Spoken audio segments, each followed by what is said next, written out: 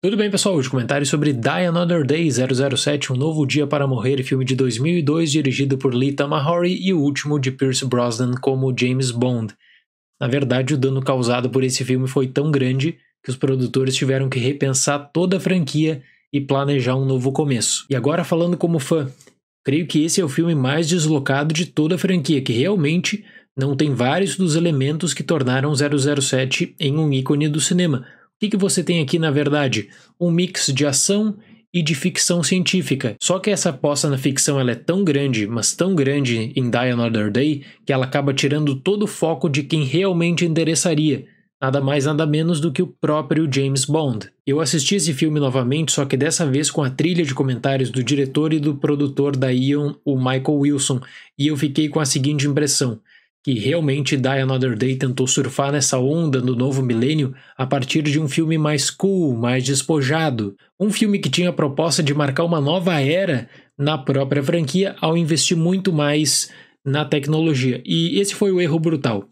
Esse foi o erro que acabou encurtando a passagem do Pierce Brosnan em pelo menos um filme. Porque todo mundo sabe que a franquia 007 tem entradas ruins. Isso não é segredo, isso não é novidade. Só que, ainda assim, elas tinham alguma identidade narrativa. Você tinha, claro, roteiros fracos, com propostas, ideias mirabolantes, mas você sentia que estava ali pelo menos James Bond, estava ali pelo menos o personagem que talvez a história não era boa para ele. Mas Die Another Day está em outro patamar, erra em absolutamente tudo.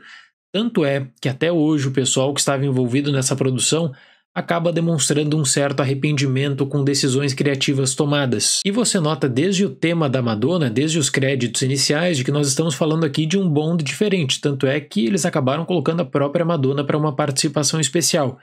Eu creio assim, que funcionaria muito bem em qualquer outro filme de ação, em qualquer outra franquia de ação, mas não na franquia James Bond, não em um filme 007. Na história, James Bond é traído e capturado na Coreia do Norte, mas acaba libertado meses depois após ser envolvido em uma troca de prisioneiros. Durante a investigação de um esquema que envolve o bilionário Gustav Graves, interpretado por Toby Stevens, Bond descobre um plano que pode colocar a humanidade em risco, e para resolver o caso precisa contar com a ajuda de Jinx, interpretada por Halle Berry. Esse foi o segundo filme da franquia escrito pelo Neil Purvis e pelo Robert Wade, que por sinal estão aí até agora. Eu sinto que os dois tinham uma responsabilidade tão grande, mas tão grande, de fazer homenagens aos filmes anteriores da franquia, já que esse filme de 2002 marcava os 40 anos de James Bond no cinema pela Eon, que eles acabaram basicamente despejando toda a memória afetiva que o espectador tinha com o personagem através dos tributos que eram espalhados ao longo do filme. Ou seja, você sentia que estava em um filme James Bond em determinados momentos, não pelo desenvolvimento da própria história, mas apenas por conta dessas homenagens. E nós estamos falando aqui, pessoal, de um filme de baixíssima qualidade, apesar do alto orçamento. E é uma pena, porque nós tínhamos duas boas atrizes, a Rosamund Pike, em começo de carreira, e a Halle Berry, que acabou ganhando maior destaque. Só que elas são envolvidas em uma trama de ficção barata, sem qualquer credibilidade. Uma das marcas da franquia, por sinal, era o exagero, e os filmes do Roger Moore são a prova perfeita disso. Só que Die Another Day passou tanto dos limites que até o próprio Roger Moore foi reclamar. Ele falou o seguinte: mas espera aí, isso não é James Bond. Veja, o próprio Roger Moore, que também tinha por sua vez um filme super exagerado, que é Moonraker, e também a passagem final dele em A View to a Kill de 1985. Um dos problemas para mim, efeitos especiais. Porque existem cenas que no papel até poderiam dar certo, só que por conta dos efeitos precários, até mesmo para a própria época, acabam comprometendo totalmente a experiência. Isso sem contar na participação especial dele, o carro invisível. Aston Martin call it the Vanquish, we call it the Vanish.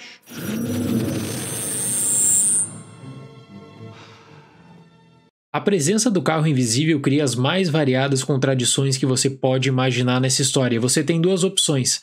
Ou você leva isso na esportiva e dá uma gargalhada, deixa passar, ou você nota que a escrita era tão precária, mas tão precária, que os roteiristas eles acabam colocando esse carro como alvo de grande interesse e descartam de uma hora para outra. E o pior de tudo é que você tem interações com esse carro invisível que fogem assim do compreensível, mesmo para um filme de ficção.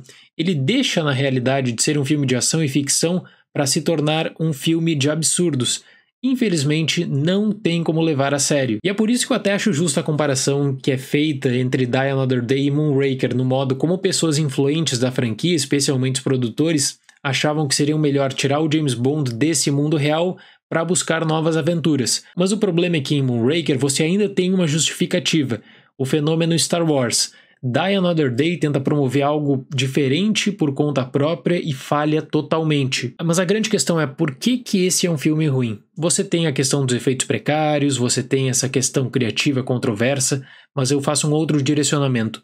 Para o antagonista da história, eu realmente acredito que essa interação prematura entre o Gustav e o James Bond acaba prejudicando muito o ritmo do filme, porque para progredir a história você tem vários abusos de instantes decisivos, e o Bond milagrosamente consegue escapar dos mais variados perigos, mesmo quando em desvantagem e perto de pessoas que o filme trata como implacáveis. Enfim, talvez seja uma boa opção de entretenimento para você sentar, curtir, dar uma risada que outra, mas para a franquia, esse foi um filme catastrófico, esse foi um filme que o Michael Wilson e a Bárbara Broccoli tiveram que repensar todo o processo criativo, todo o processo de escrita, que ainda bem rendeu Cassino Royale. Eu fecho Die Another Day com a nota 3. Além disso, esse filme consegue desperdiçar totalmente o potencial que existia em torno da análise política da Coreia do Norte.